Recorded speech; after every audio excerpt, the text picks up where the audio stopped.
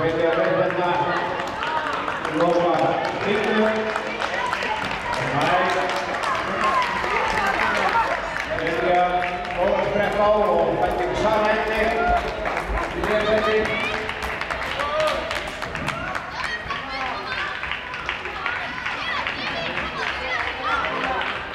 Og það náttúrulega markið og ekki náttúrulega 40 réttiðir 4:42 sigur klukkan á Snorra